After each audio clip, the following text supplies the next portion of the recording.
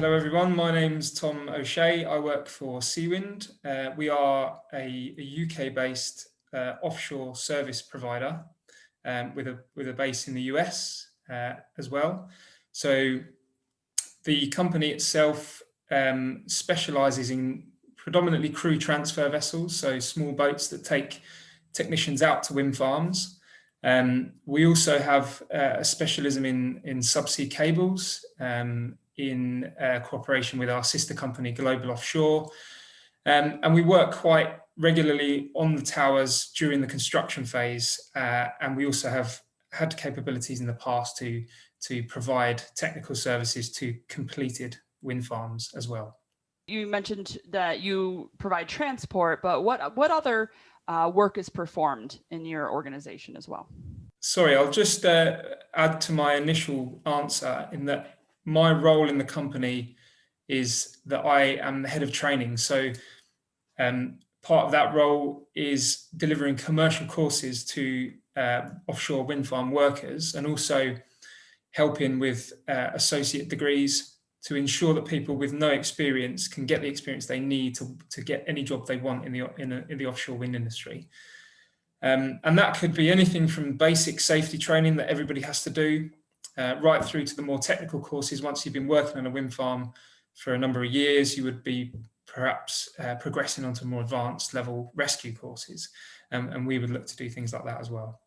In terms of the types of roles that are available in the industry, well, it's just a big sweet shop, really. You can pick and choose whatever you want.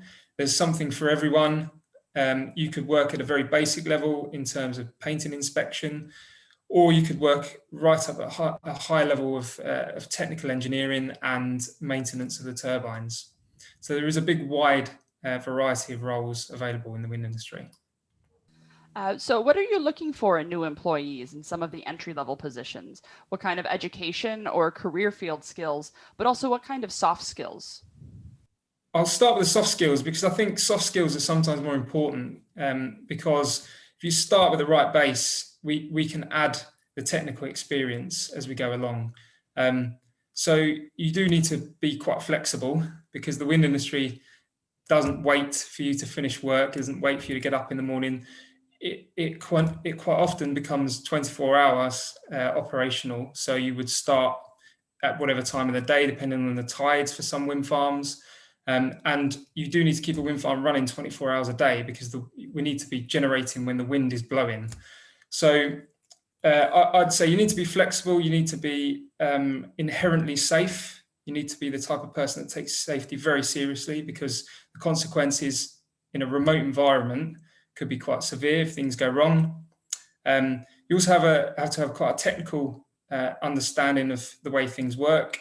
So in terms of education, I would recommend certainly going down an engineering route, hydraulic, mechanical and engineering. But I would also look at things like specialist roles. So if you were looking at becoming a painter offshore, then going through the qualifications to become a paint inspector for any environment would then apply to that offshore environment as well. So there's lots of avenues to go down. And then of course, because we're talking about the offshore industry here, or from my point of view, because that's the industry that I work in, and that's the growth market in the US. You've also got all of the maritime support services that revolve around the industry. So, everybody that needs to work offshore would need to go out by vessel, perhaps even helicopter in some circumstances. So lots of maritime roles as well for people if that's the kind of thing people are interested in. What is the job outlook for entry-level employees, let's say over the next year, as far as you can tell in this pandemic situation? Yeah, well, I'll talk from a UK point of view, and then I'll do as best as I can with the US market. I know the US market has stalled a little bit just because of COVID. It was just bad timing, just as it was finding its feet. But in the UK, the offshore industry in particular had a huge boom over the last 10 years, and we've got 8 of the 10 largest offshore wind farms in the world in our small island. So if you compare that to the size of the coastline in the US, then if you've got the right backing from government and the right policies in place, then it could be one of the best industries to lock yourself into. And you've got a lot of job prospects. As I said, there's a wide variety of job roles that you can go into. So the wind industry in the UK employs many, many people. And you can multiply that by as many times as you want in the US. It's going to be a bigger industry in the US. And I'd say at the moment, just to give you another example, in Taiwan, a lot of their offshore workers are being brought in from other countries because they haven't got the resource already in place. They're trying to build that up. So training US students to work in offshore wind farms isn't just morally the right thing to do. It will become an operational necessity for people to be trained, because we just wouldn't have the right number of staff locally to be able to do that. And with COVID in place as well, having that as an impact, the freedom of movement of people between countries is going to get tighter. So, let's try and put our efforts into training local people up to be able to do those roles. Speaking of your own path into the industry, how did you get to where you are? What education did you have? What early positions? Any internships or anything like that? So my role's slightly different in the fact that I don't work regularly offshore. I'm part of the supply chain, if you like, for getting people ready for that environment. But strangely enough, my background is from mountaineering and climbing, and also whitewater safety. So the kind of soft skills I generated during those environments, I'm looking after people, I'm teaching people to work safely in challenging and often very unsafe environments if things aren't managed properly. And then that evolved generally with industrial safety, and it ultimately led to the offshore industry. And I was lucky in that I started in the offshore training industry as the industry itself was developing. So I've grown with the industry at the same rate. And that's led me to do things like, so I write rescue procedures for offshore wind farms, some of the largest in the world.